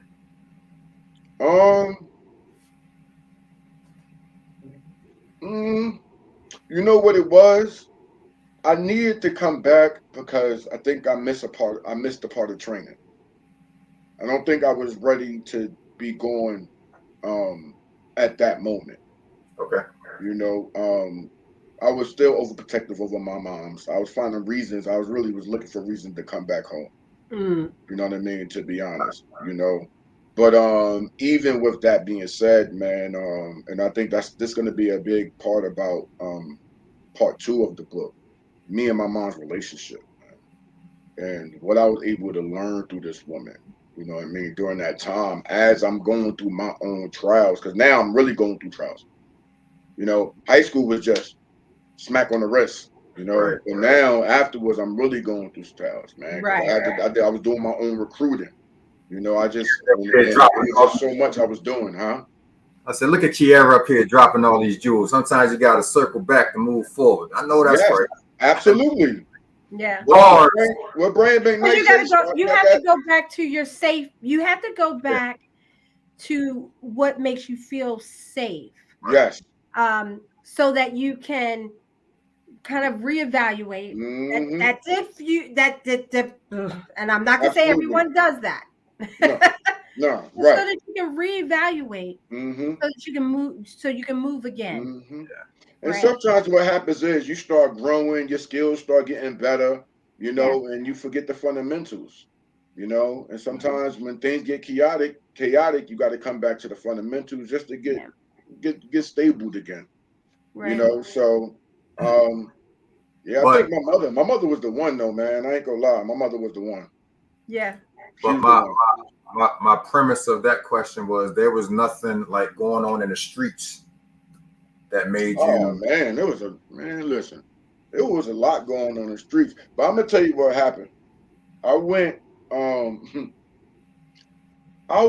was home and I found myself always going to the barbershop. And I'm out in front of the barbershop and I noticed that I was actually becoming one of these people. And word is bond. Once I figured that, I was out of there. A lot of my friends was getting they was getting locked up. Right. My boy Joshua didn't pass away. He passed away in 2008, but he the one that he got killed. My best friend, that's who I named my son after, in 2008. But I was actually gone when that happened. I was in Pennsylvania at the time. And you know what? I didn't want to be one of those stories. Stories that you hear, yo, I used to be this. If I would have did that, I think I always hated that, man. I hated when people told stories, and I'm like, what are you doing here? I never wanted to be one of those people. Right. And I think what happens with that is because I'm not afraid to fail. I start being afraid to success because of that. Because I'm just not about succeeding. I'm about maintaining it. Yeah. And I believe if you get something and you get it taken away or you abuse it, man, I'd rather not have it. I don't want that on my mind, in my head and in my vision. So it was a couple of incidents, but you could just see how things was moving, man. Like we all started one way playing basketball good, then you could just see how people just start straying away, due to their circumstances. You know what I mean? So I had to go. I already did a good job at separating myself at a young age, even though I was there. Like I had a sixth sense, bro. I already knew when something was about to go down because I was in the streets, the parties. I was one of those guys. I was cool with the thugs, smart people, whoever. But something always clicked. Like, Russ, time to go. And word is bond. Usually when that happened, I find out something happened the next day. You know what I mean? But I didn't want to live my life like that, though. You know what I mean? Same sense as well. Yeah, because it listen, you pay attention, it's gonna click, especially if that's not who you are. Yeah. God's gonna give it to you. Now, if you choose to ignore it, that's on you. But believe me, I be knowing. I'm trucking the deuces. I'm out of here. I was that guy that wasn't afraid to go around to any part of the city by myself. But I knew that if I was in that downtown area and I saw just a mass of about 20, 25 people coming your way, that was Murphy Homes and Lexington Terrace, and it was time to turn around and go as far in the opposite direction as fast as you could go, because chances are you were going to be in a situation that you were going to lose, and you needed to get away from as soon as possible. And just, even, in high school, like going to different dances or, just going to clubs in my young days, I could always feel when the energy shift was about to happen. Right. And I would always tell my boys, like, it's time to bounce, it's time to dip. Come on, man, we get ready. Bro, I'm telling you, it's time to go. I'm leaving, and if you're not with me, then prayerfully I don't read about you in the paper tomorrow. But I've always had that ability. And listen, you have to have that sense, especially during bridging the gaps, because every gaps ain't meant to be bridged, man. Right. And that goes back to what Alenia said earlier, because like you can have a lot of people that might come and offer you some money or some resources. Yeah. But all money and resources ain't good money and resources. No. And I'm glad, because I stand firm on that. I do not play when it comes to that. I tell you, that's where you're not buying me for nothing. Right. And I think too, I know that a lot of people look at a gap as two different things. So it can be a gap, can be a hole, or it could be a space. And it sounds like what you're trying to do is fill a space, not a hole. Not a hole. No, I'm from space, baby. I'm glad you got that. Yeah. I'm trying to fill a space. Yeah. That's why she wants. Listen, I don't mind. Listen, I did landscaping. I can fill a hole. Yeah, exactly. I can fill a hole. The space is the part. You know. The space is but yeah. When you have enough people filling those holes, you can fill the space. Yeah, you can fill the space. Mm-hmm. You know, but it just starts. So a lot of times it just takes one person to initiate it. You know, and sometimes it's hard because it's so like it's like it's such a general and broad. Mm-hmm. You know, it takes just constant learning and seeing how you could show people. You know, because it's a lot that goes into it. It's a lot. Mm-hmm. You know, but if God didn't give it to me, then I don't know what I would be doing, to be honest. Yeah. So and I want to give a shout out to Wifey, man, because when you go and you take on the mission, the kind of mission that you're taking, if you don't have that strong support system behind you, it will never, ever. I wouldn't be. Listen, I wouldn't even be doing it if my wife wasn't here. Yeah, exactly. I'm not doing it. And y'all just celebrated the anniversary not too long ago, right? Well, there's 7 years, baby. Oh, nice. 7 years, baby. Congratulations. Yeah, I wouldn't even have done it. You know what I mean? Yeah. Thank you. Because at the end of the day, I believe as a man, in order to do what we doing, bro, we need somebody that's gonna take care of our insecurities and our vulnerabilities, so we don't have to worry about that. Right. A man that don't have to worry about that is powerful. Right. And to give you that encouragement boost. Yes. When it gets tough. Where it's like, absolutely. Because this time I'm going through it, and she got to take in all that energy, and I feel bad, but she embraces it. Right. You know, before I just be wanting to move, but she like, no, I got you, babe. You know, and it took me some time to get there, but once I got there, man, it was like a whole nother weight was lifted off of me. Yeah. You know what I mean? And now I could really attack because now I don't have to worry about being vulnerable. I know she got that part. Yeah. And you got my man, little Josh, that's right up under your wing, watching you go through this. So right. Without even directly saying anything to him, to help him build his foundation, so that he knows, when he comes up, what he has to, you know what I'm saying, and the moves where he has to move and everying. So because he's also the example of bridging the gaps. At the end of the day, how I'm gonna work with some kids if my kid's not right?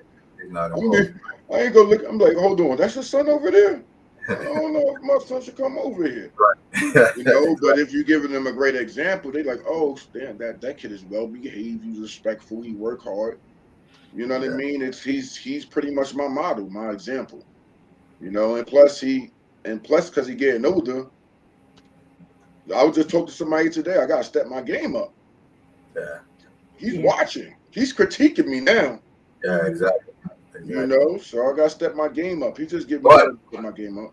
But at the same time, like we said, when you posted that picture of you two guys, he's also coming into his own man. Like, he's definitely not that little dude that I was holding in my arm. You know what I mean? He's definitely, you can see that he's really coming into his own. And he's probably going to be dunking on you soon. So, you might need to just prepare for the fact that, Listen, man, first of all, he's starting to discover that. 2 things. I told them I'm going to wait till you get old enough. I just need to bust his tail one time. And then once he get good enough, I'm going to have somebody else for him. So it's all good. I'm not doing that. He gonna use wisdom. I'm going out on top, yo, bro. I'm going out on top. He going out with wisdom. I'm going out on top. He ain't gonna be, Dad, I got you. No, you didn't. You did. Yo, listen, I'm petty with that. I'm petty with that. I don't care. Certain things that I allow him to get away with, he's not getting away with that. With basketball, no way. I know for a fact I beat my son the last time he played, but that was like 10 years ago, and we're not playing no more. So yeah, I'm going out on top. Yeah, there you go. Yeah. Listen, we at least one. First of all, they're gonna take all our sneakers. They're gonna take everything for us. We at least got to keep that one win for ourselves. We got to keep that one for ourselves. Yeah. My son ain't close to a size 12, so I ain't got to worry about that. Listen, he took a lot of other stuff. That's what kids do. But you got to remember, I'm this tall, wifey that tall, so he falling somewhere in the middle. Sides that I got. So, yeah, man. Hey, bro, this has been freaking amazing, man. Yeah. I've been wanting to get you up here. I know you keep wanting to do this face-to-face thing, and we're gonna make that happen. But I wanted to get you up here, man, just so that we could share everything that you're doing, man, and to just really make people understand the passion that you have to just really be of service. That's all you're doing right now, bro, is being of service. You're humble about it. You're not doing this for the money.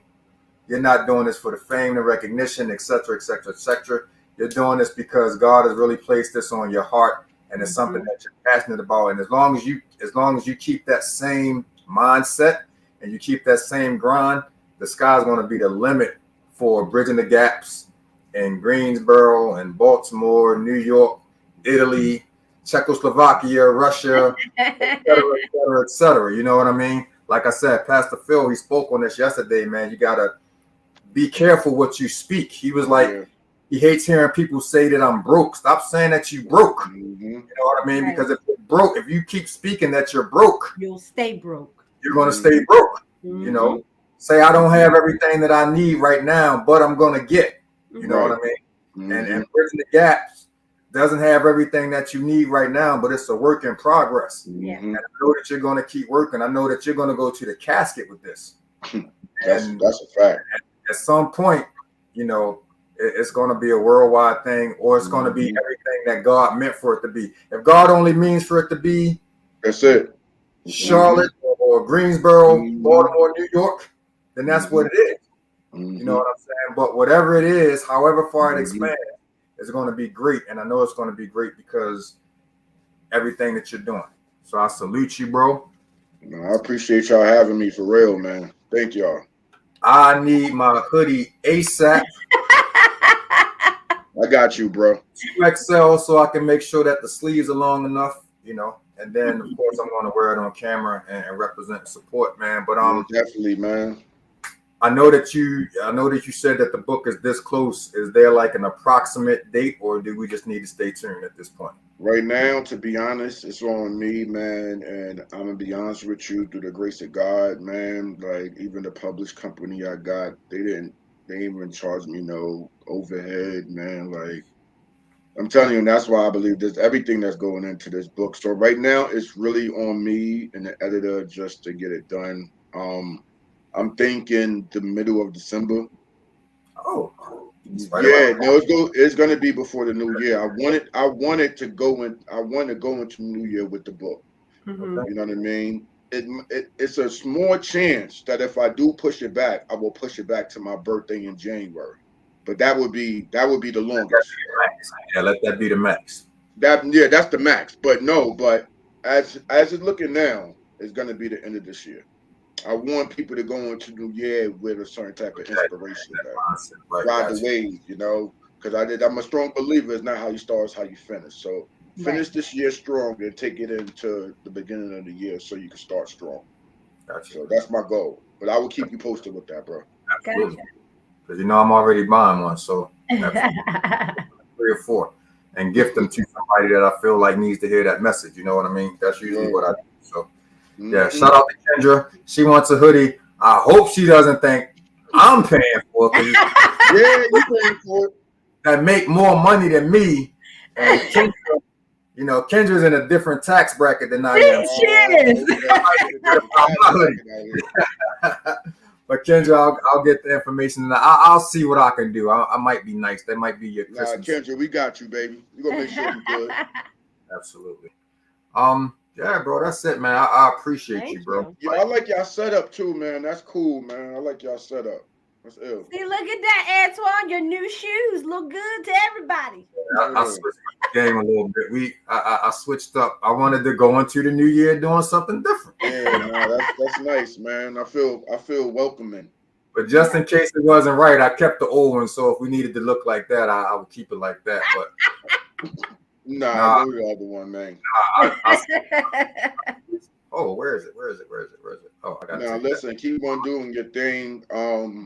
I believe I will be hollering at y'all too, because I got this amazing woman who we just partnered with. Her story is ridiculous. When y'all hear her story, y'all gonna be like, yo, like, cause they in the streets down here. Like, they in the streets. Yeah, so nice. I'm gonna just put it out there and say, I believe I have an opening next week. Well, I'm gonna see her tomorrow. Her story's amazing, yo. It's nuts, yo. Yeah, I don't have anybody for next week, so if you, I'm gonna speak to her tomorrow. Yeah, because Rabbit told us she need to get her story out there. Alani, I never said anything to you, but we're probably gonna take the month of December off.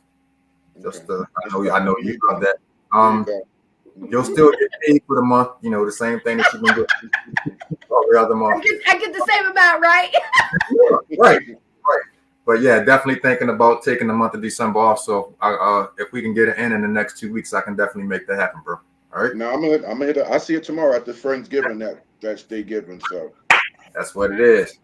Hey, bro, always love, man. Yo, word. Nice to meet you too, sweetie.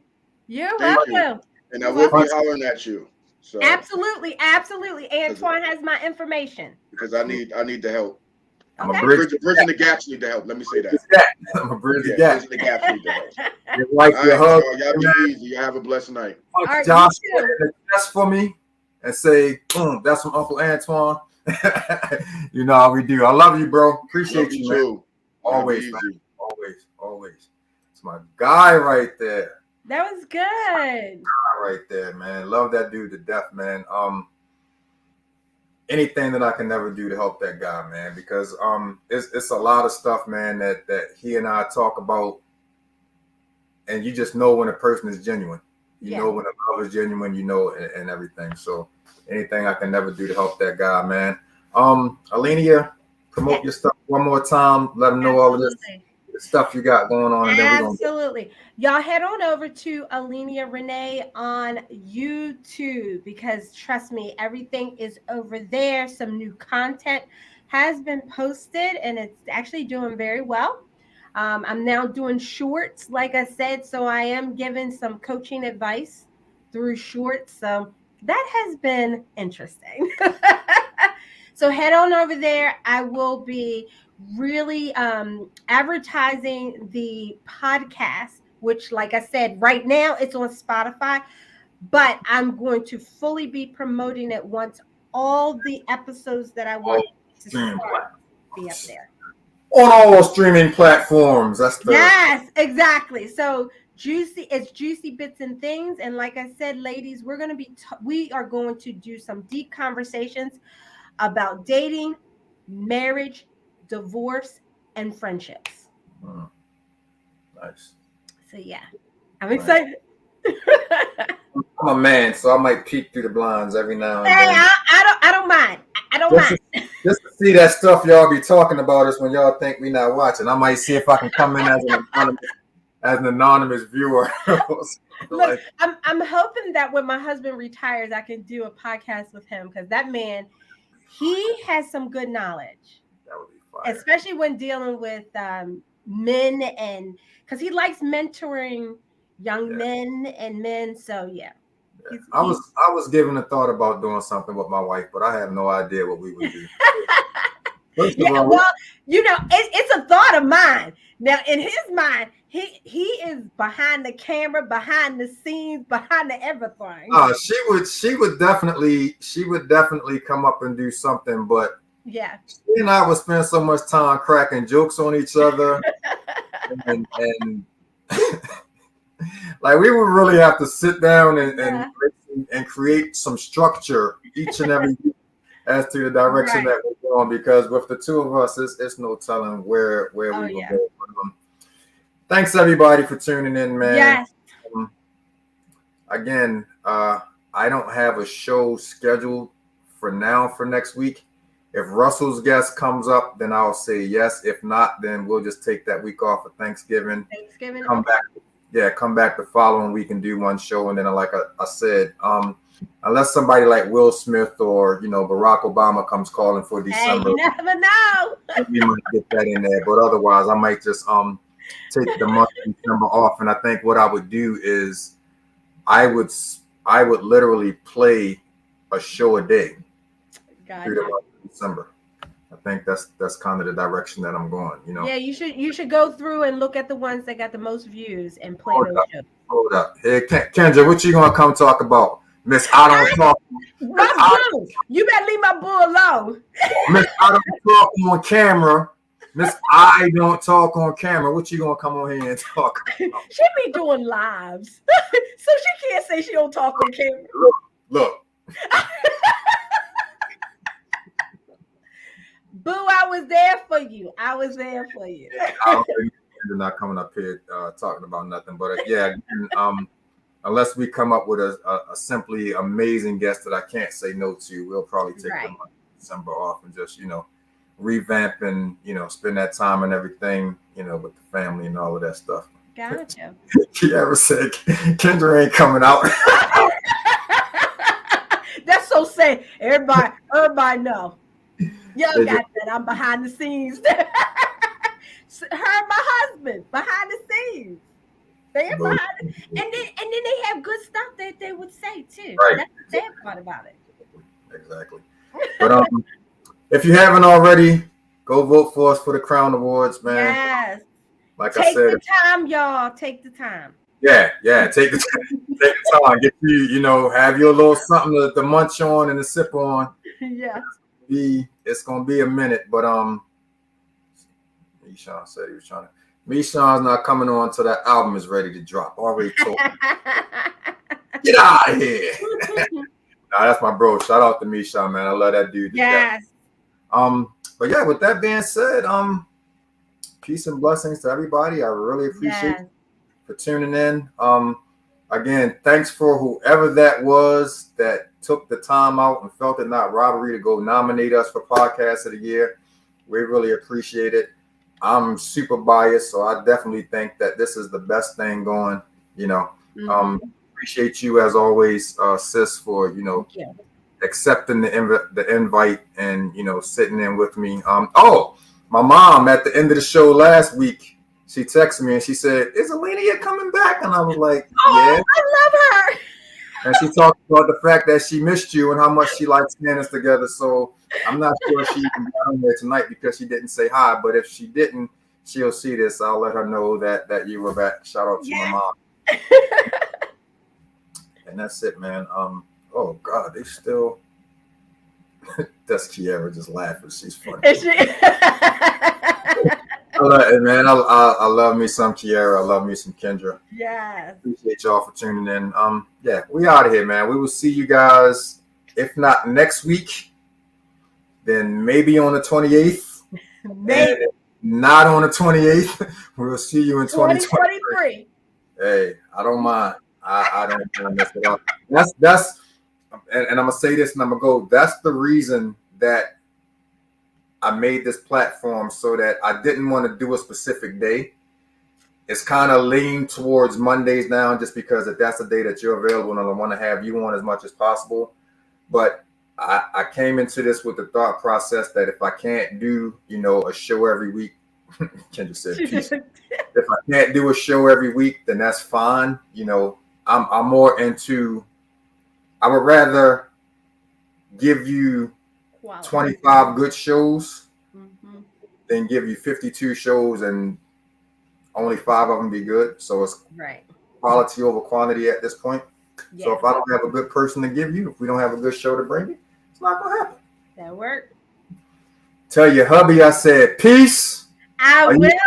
Are you going to be back in the regular place, or is the dining room to stay now? No, I'm working on things upstairs, y'all. I understand that. We love you guys. We'll see you when we see you. Everybody be safe. Baltimore, please put the guns down. Yes. Please put the guns down. And again, our thoughts and prayers out to the families of the football players from the University of Virginia. Indeed. Rest in peace, Tyree Corleone. Rest in peace, Lucci Major. Prayers out to their family as well. We'll see you guys. We're done. Peace. Peace.